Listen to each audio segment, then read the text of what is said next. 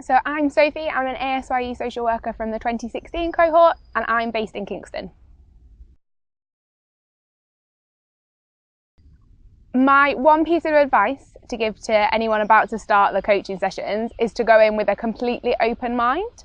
I think I was quite apprehensive about the coaching. I didn't really know what it was going to be about, and actually going in with no clue is the best way of kind of starting this process, because it's very much individualised to you and what you need.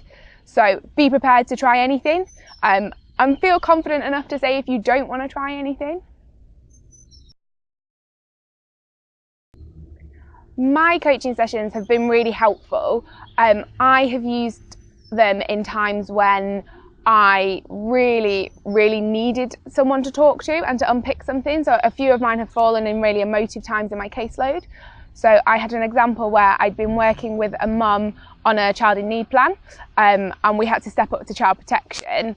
And that in itself was quite a difficult conversation for me to have. I'd built a really good working relationship with this mum, and she took it very badly that we were stepping up to child protection. So having a coaching session following that was actually quite helpful, because it helped me to unpick what had happened and my feelings and how I'd presented in that conversation, and to think about how I would maybe do it differently in the future. I think the children and families that I work with would notice that I've become a lot more confident in my ability to have conversations with people, especially around kind of difficult conversations. I'm a referral and assessment social worker, so I'm not always the most liked person in a family. So actually being able to go in and have some quite difficult conversations about the reason for referral and do that confidently has been quite helpful, and I think I've developed that in my coaching sessions. For me, the biggest impact coaching has had is being able to put into practice some of the things that we've learned during Frontline.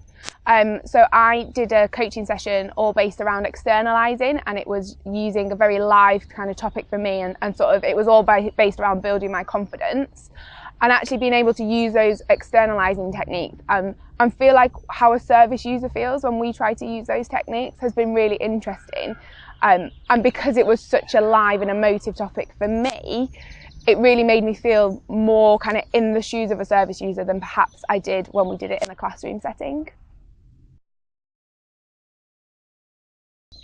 So for me, the biggest thing that we've worked on has been my kind of professional confidence and my professional authority and how I come across. I think when I transitioned into the referral and assessment team, I very much still felt like a student, and I felt very new and like I was starting to learn everything again. So actually in my very first coaching session, we focused quite a lot on how I could show myself as a qualified social worker. So little things like learning how to sit differently and ask questions differently, I think really kind of helped in my progression thus far. I think for my teammates, the thing that they've noticed more is how I come to them for advice. So when I first started, I would very much go to them and ask them what to do in relation to a case. Whereas now I'm going with some kind of a solution. So something might happen and I'll go and say, I think I should do this. What do you think? And I think that shift has been quite integral for me, and quite a big shift in the way I've practiced. Especially transitioning from a safeguarding team to a referral and assessment team where you do kind of have to learn the ropes again. It was very easy for me to slip into that student-y feel. So for my teammates would definitely say the fact that I go to them with an answer already is probably the most important thing that they've noticed in my change. So from my coaching, the thing I've passed on is that everyone should be trying this. So in our authority, they've started to widen out and offer coaching to all of our staff members. So it's run by staff for staff. And I've suggested that all of our team and all of our workers go and do it, because I think even if it's just one small thing that you want to change, you'll notice that it makes a huge difference.